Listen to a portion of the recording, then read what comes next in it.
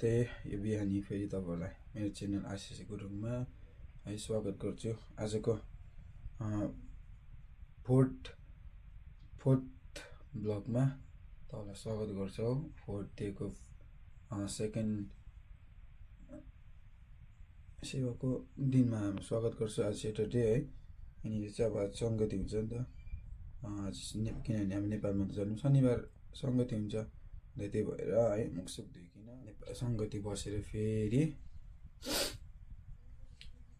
जुन हिजोदेखि हुँदै गरेको हिलिङ इन डेलिभरेन्सको संगति छ त्यो स्टार्ट हुन्छ नि त।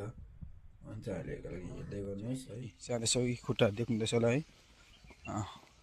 संगतिमा बिहानीको संगतिमा साथीको दुईटा खुट्टा चलिरहेछ, हात पानी चलिरहेको छ। यस्तै छ है त यो वेदर छ। वेदरहरू पनि एकदम ओके छ यहाँको त। यतिको वेदर चाहिँ अब यहाँ चाहिँ कहिले पनि भएको थिएन अरे नि त, तर जस्तै हामी आयौँ वेदरले पनि ओके साथ दियो क्या।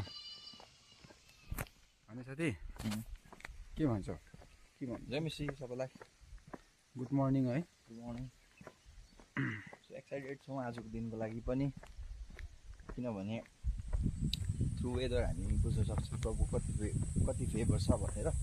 किनभने यो टाइममा चाहिँ यति बेला यस्तो डरलाग्दो गरम हुन्छ अरे। मैले पनि उताबाट हाम्रो यता इन्डियाबाट आउँदै गर्दाखेरि वेदर फोरकास्टहरू डल्लै चेक गरेर आएको। अन्त 10 डेजको वेदर फोरकास्टमा चाहिँ म्याक्सिमम् तपाईँको वेदर चाहिँ लाइक 40 डिग्री सेल्सियससम्म थियो, त्यो मिनिमम 37, 35। तर हामीले त्यो फिलै गरेको छैन, त्यो वेदर नै भएको छैन। अब हिजै भनौँ भने अब कस्तो पानी पर्थ्यो है, हदसम्म लाग्थ्यो क्या। तपाईँको म्याक्सिमम अहिले 23सम्म मात्रै जाँदैछ हो।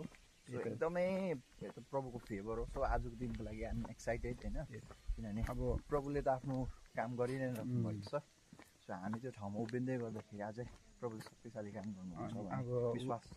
वेदर पनि हेरौँ भने दार्जिलिङमा जस्तो छ त्यस्तै खालको वेदर भइदिइरहेको छ क्या अब है। हेर न, घाम पनि त्यस्तो छैन होइन, यस्तो गर्मी पनि भइदिएको छैन नि त। न त हप्प फ्यान चलाएर के गर्नु परेर उदु हुन्थ्यो नि त। तर अब यहाँनिर नर्मल छ भनौँ न। अब भेस्टमा प्यान्टमा जुत्ता होइन, जुत्ता सुत्ता मजा त्यस्तो गाह्रो परिरहेको छैन।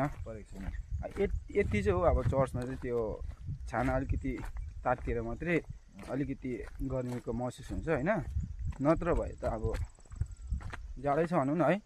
अब यहाँको मान्छे पर बडा मान्छे पनि आउँदैछ अत्तालिँदै। अब यहाँको मान्छेहरूले भन्यो भने त ज्याकेटहरू लगाइदिएको रहेछ। अब यहाँ देख्नु सक्नुहुन्छ, हेर्नुहोस् न ज्याकेटहरू लगाइरहेको छ। अब हामीलाई त अब यतिको त अब हाम्रो लागि त एकदम दामी कुरा हो नि त। तर अब यहाँको मान्छेहरूले यतिको चाहिँ के भन्नु, जाडै फिल हुँदो रहेछ नि त होइन साथी। यस्तै छ है यहाँको भ्यूहरू हेर्नु छ भने पारि यस्तै छ। उपर हाम्रो दाजुहरू पनि परि इजाग्दा पास्टर बाउ पर्खिरहनु भएको छ हामीलाई। बडा मान्छे मिन कुद्दै आउँदैछ ऊ पिटलिक पार्दै होइन है। सङ्गतिको निम्ति जाँदैछ है। खै दुई केटा त गयो क्या। यसको दानी उनको साथीहरू चाहिँ अघि लाग्दैछ। त्यस्तै छ है गाइस। अब सिधै तपाईँलाई चर्च पुगेर चाहिँ त्यहाँ के हुँदैछ कसो हुँदैछ चर्च आइपुग्यौँ होइन साथी। यहाँ चर्च आइपुग्यौँ। यहाँको चाहिँ यस्तो अवस्था हुँदो रहेछ है। बिहान खाना खाँदो रहेछ, खाना खाँदो रहेछ। यहीपट्टि यस्तो हुँदैछ, यहाँनिर चाहिँ बिहान खाना खाँदो रहेछ हो। यसरी सबै ठाउँमा यस्तो हुँदैछ। केटाहरू सबै यहाँ बसिरहेको छ।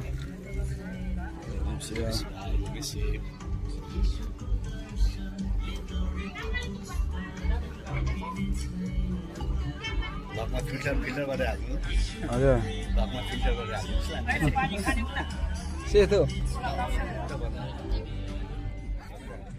खै थाहा भएन त्यस्तो रहेछ एकदम बिहानी हो।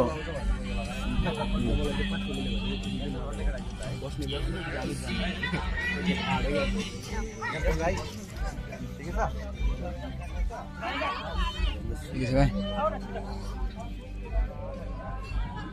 अनि भाइ यस्तो छ यहाँको अवस्था अहिले चाहिँ फिलहाल। अब चाहिँ भित्र पस्ने हो, भित्र हेरौँ। लेट्स सी है के छ भित्र।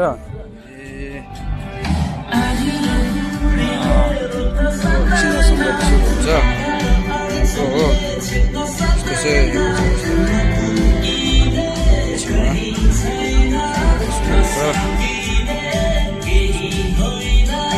सबैजना बसिरहेको छ, लागेको छ हो। हामी पनि आइपुग्यौँ चट्ट गफसफ गरिरहेको छ।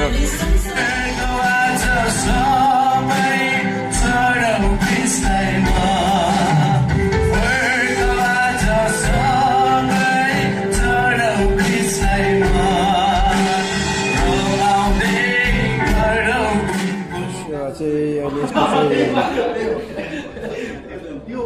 फर्स्ट बाउ साथीको गफ चल्दैछ।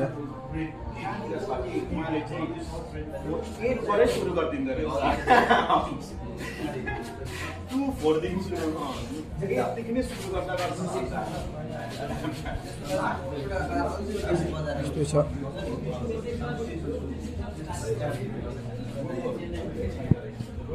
आफ्टर चर्चको बाद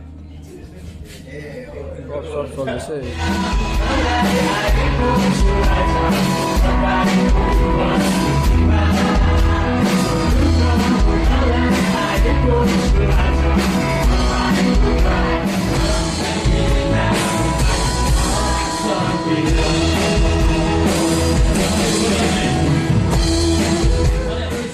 मैले यो ईश्वर लु रियल छ हेर्छु न, म पत्ताउँदिनँ भन्ने मान्छे हो नि त। त्यतिखेर यीशुलाई देखेको बेला हो। त्यसले गर्दा म ग्यारेन्टी दिनु भन्न सक्छु यीशु जिउँदो हुनुहुन्छ। हामी बाइबलले मसँगको कुरा भन्छ भन्नुहोस् त,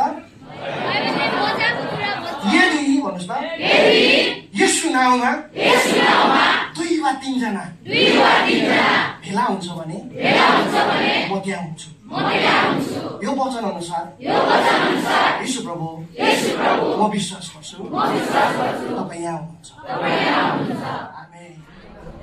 यस्तो चाहिँ खानाको अवस्था लन्च टाइम।